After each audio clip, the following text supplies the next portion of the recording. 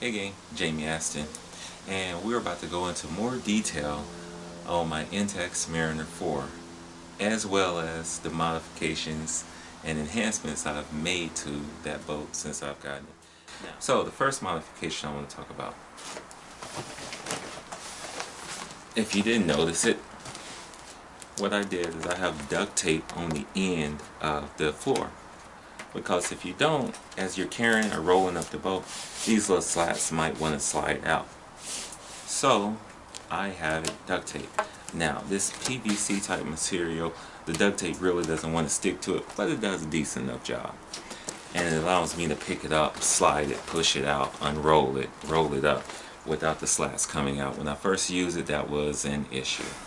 So with these slatted floors, you can see it's probably about a foot between two slats, an whole foot. So when people on the forums, they say, well, it's hard for me to stand in the Intex Mariner 4 or fish from it, it's because you're just about, depending on your shoe size, your foot size, you're always stepping on only two slats. And so the rest of the boat is doing this wherever you step. That can make it a little unsteady. It was okay for me in calm waters in the first video, and I could stand up while the boat was moving. But I said, I would like to do the hardwood floor, but the thing is with the Intex Mariner 4 is I personally need to stay portable. I need to set it up when I get to the water, break it down when I leave. I need to store it inside of my storage room. So I can't have this hardwood floor that's super big, that's taking up all the space and doing all this type of stuff, and I definitely can't build a console for it. So what did I do?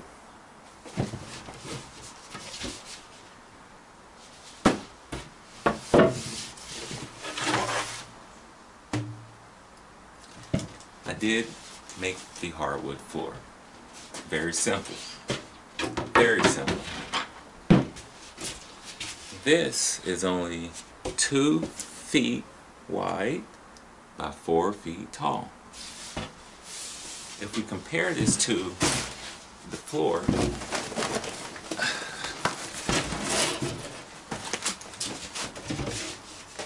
yeah, the floor is pretty heavy, 40 to 50 pounds. You see that? At the widest, this thing does not compare.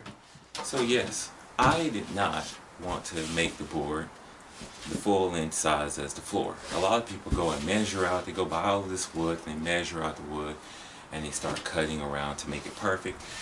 Then they have to sand it down and stain it and do all of that type of stuff. And then they add carpet. I'm not doing any of that.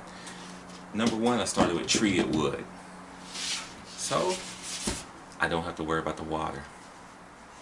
I don't need carpet taking up additional water because the carpet is only going to hold water when I put it back in my vehicle, and I don't need that. I sanded the edges. I sanded all the way around it, but I put duct tape around the board, full length. More so just so when I'm grabbing it, don't have to worry about splinters. I put these little, right now these are just the first of additional tie down hooks. And I'll explain more about these right now, but it's just power cord, drilled in, sanded off, tied off at the back. Very simple. And I did the exact same to the front and to the back. So it doesn't matter which one I put in the front or the rear, they're all the same, cut the same. So when it comes to this angle, how did I do that? I took the first slat and I used it to get the exact same angle as the first slat. So how does this fit laying down against the boards?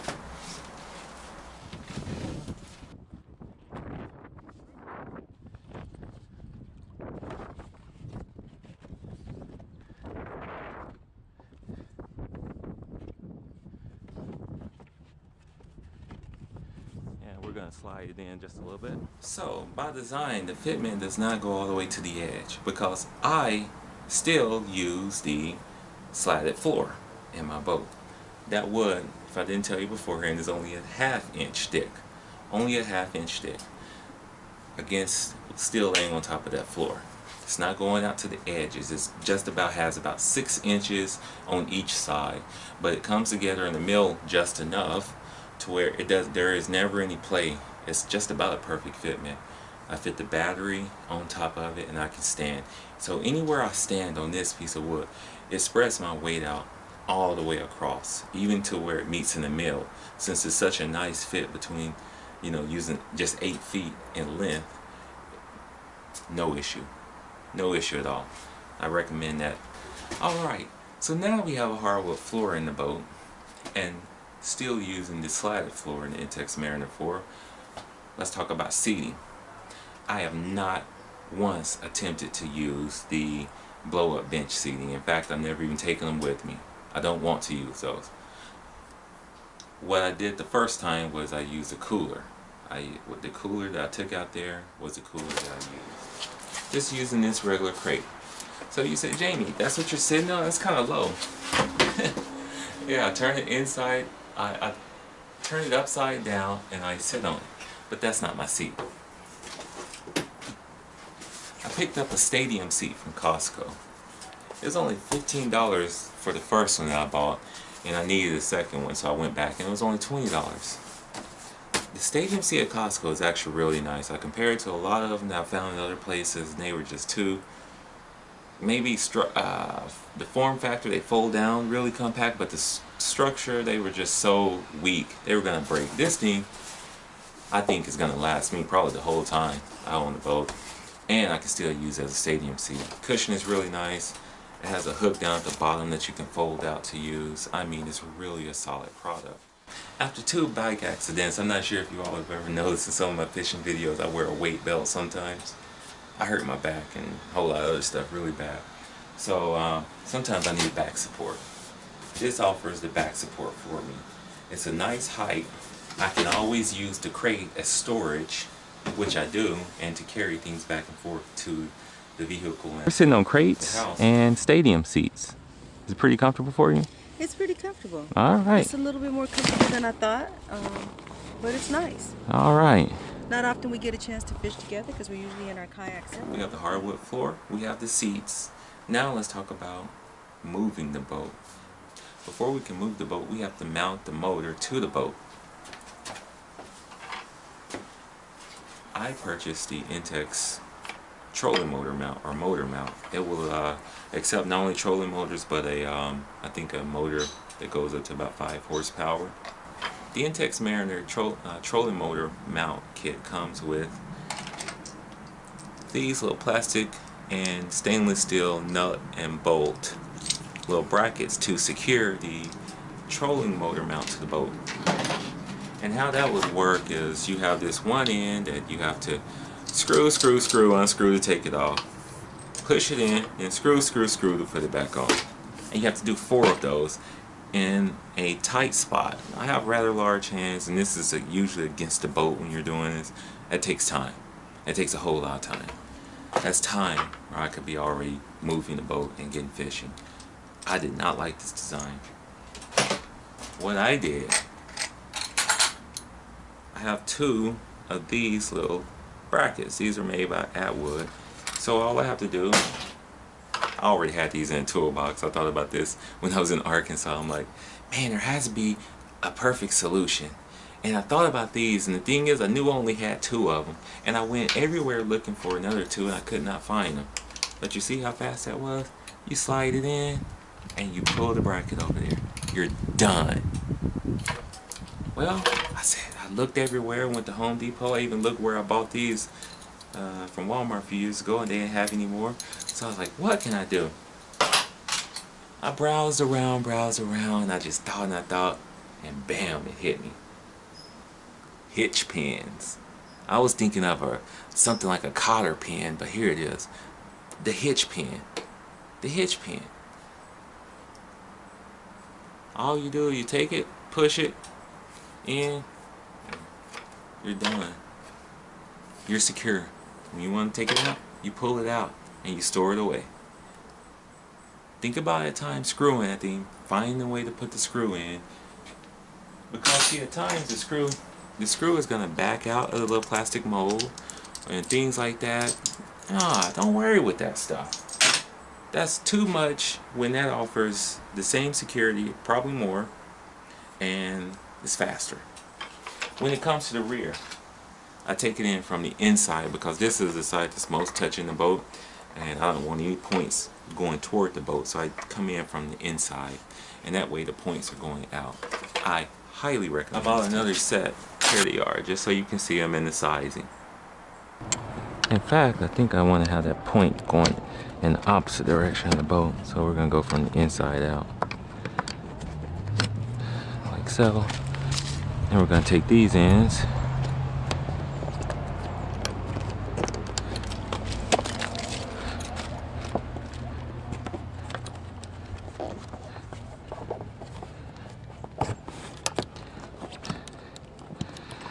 now. For anyone that has one of these mounts, I know that you can say that this is way faster putting these pins in than to putting a bolt and screwing it on there.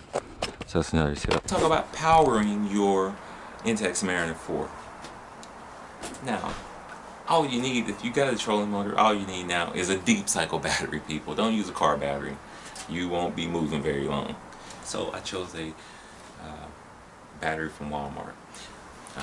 Marine battery. It's made by Johnson battery. So it's all the research I found, they said make sure your battery is made by Johnson. There are only a few battery manufacturers that everyone's slapping their labels on, but they said Johnson is the one you want to look for. Second thing, you want to make sure that you get the freshest battery they have, so you want to look at a date code. Sometimes the sticker might be wrong, so you just can't go by the little colored sticker on your battery. Look for the date code, and you might want to look online to see how to read the date codes, things like that. That's fine. You know, the thing is that now you have this battery. The Intex Mariner 4 comes with this battery bag that I would say, I guess you could use, especially if it was a smaller battery, but I chose a Group 27 size battery, and that thing is already pretty heavy. So to lug this battery back and forth from the car with these terminals sticking up that anything could just fall on like a Powell or a Touch was not gonna happen. I wanted to get a battery box. And I've seen Minn Kota and Atwood and all these other companies make these boxes. Cost about $50, $60. And I said, man, you know what? I can make one of those. You can buy a $7 battery box, and you can buy the accessory sockets that they have on there. You can buy the circuit breakers and all that stuff and put it in this battery box, and you'll be happy. But I didn't do that. I didn't do that for two reasons. Now, I love a good DIY project. But I didn't do that because I was low on time. I was having to go on vacation in like 5 days. Number two, after I sourced all the components to make this box, it was going to be more expensive to make the box. And not only that, it's going to take more time, which was at that time so much more precious. So I purchased the Minn Kota Power Center. So here's my Power Center, and I have it steady charging. Now it's on float charger or trickle charging, which is just maintaining the battery. The Minn Kota Power Center has a very nice sturdy handle on the top of it, and on the sides you have two accessory sockets.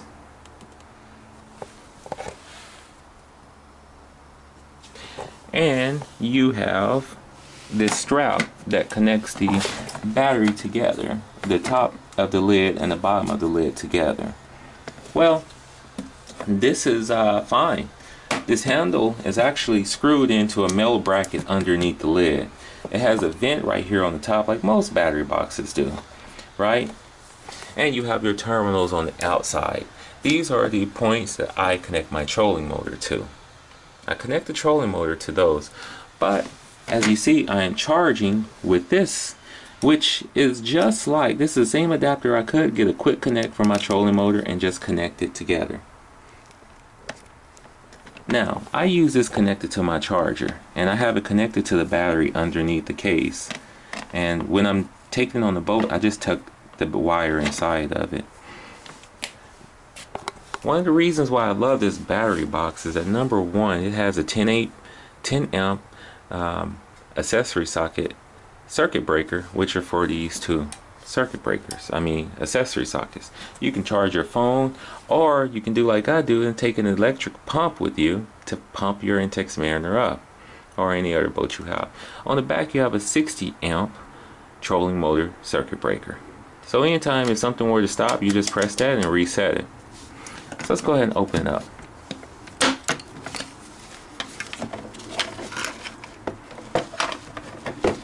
Alright, one of the things that you would have to buy if you were making your own would be heavy gauged wire to connect your terminals to, which this box comes with.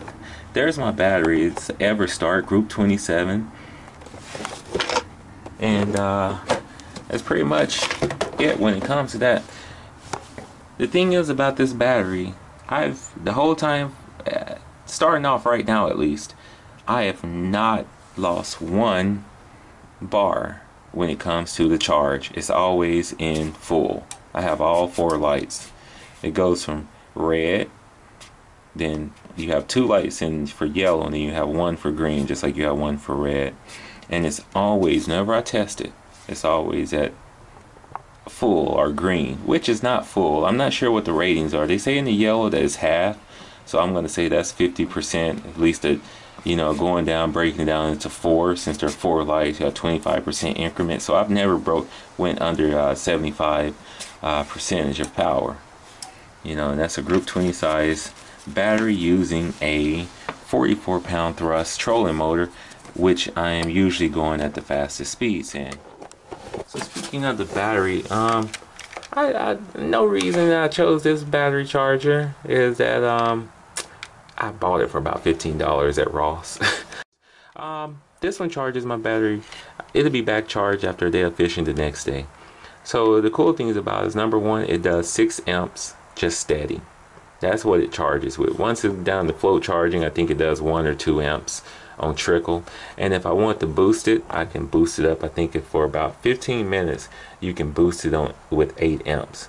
Now, going back to the battery real quick on charging the battery, I read somewhere that you don't want to charge your battery on concrete. I don't know, it affects the battery or what have you. So one of the things is that we have the battery in a box, and it has a little port at the top to release any gases that might come off of it. But we also have it on foam blocks. These are foam blocks, and it's actually for a car top kayak solution. I just have it on that, and then I have it on this piece of wood, which is marine grade, which was an old trolling motor mount. You can use whatever you want. I just didn't want to keep the battery on the ground, so this is what I do. You can do a lot of research on properly maintaining your battery or not, and from everything that I researched, improper charged used battery is the #1 cause of failure. As soon as I get through fishing, even if I'm tired, I'm taking at least this battery back here so I can put it on the charger. Everything else can stay where it is. I'm putting this back on the charger. Alright, it's time to conclude this video, because now that I've shown you everything, I have to put everything away. Oh, let's talk about that final tip then.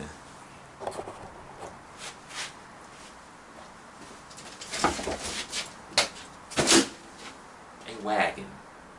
Now, a lot of people say, when you read reviews on this Intex Mariner 4, they tell you one thing: that box that it comes in is heavy. The boat is heavy by itself. The floor is heavy. It's almost 90 pounds together, and they do give you a duffel bag.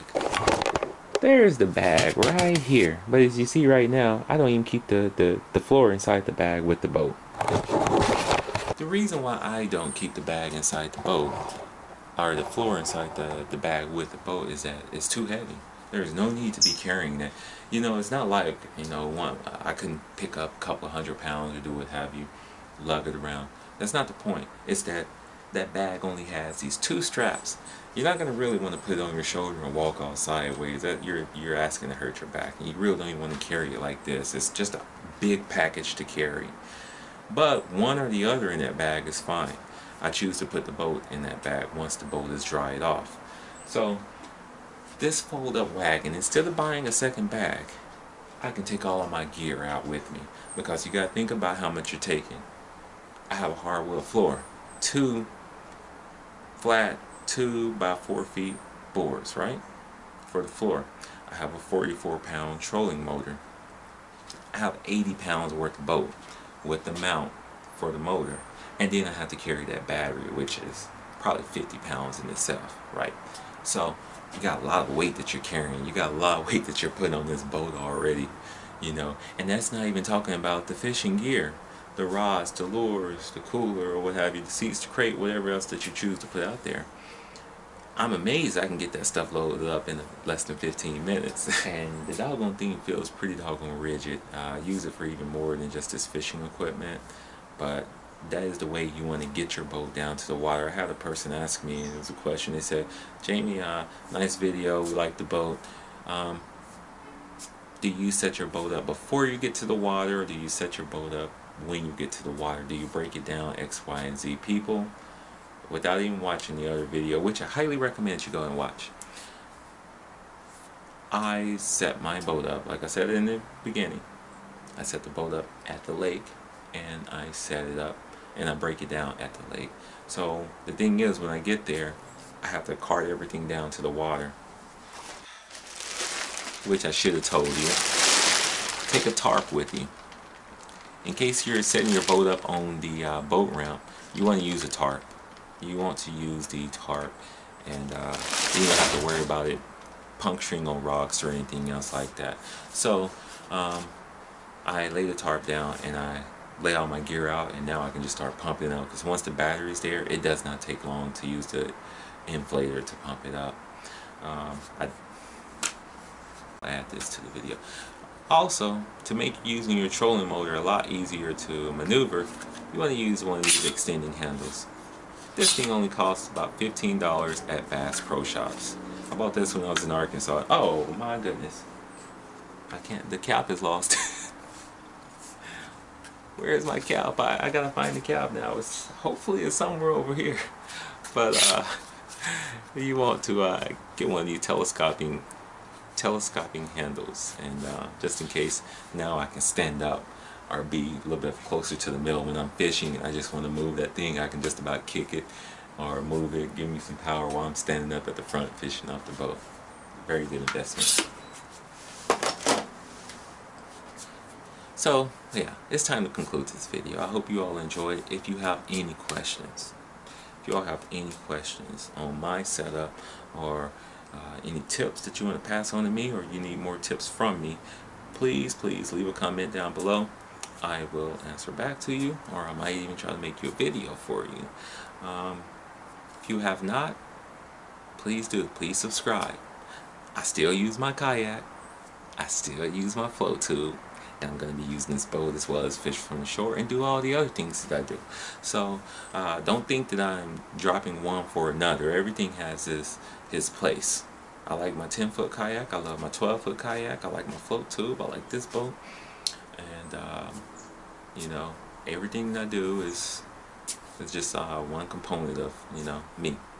So please subscribe, like the videos if you like them, and I guess, you know, for the people who just have to thumb down the video, leave a comment why you thumbed it down. Otherwise, we can only think that you're hating or something. I'd welcome constructive criticism all the time. Negative stuff just to be negative or hateful, why do that? You know, when I put this time to make a video, I'm trying to help people out. It's not always for me. It's to help other people out, because I gain a lot of knowledge from all of you. So if you have something that you want me to do better, say it. I'm always good to listen. You all take care. JaimeAstin.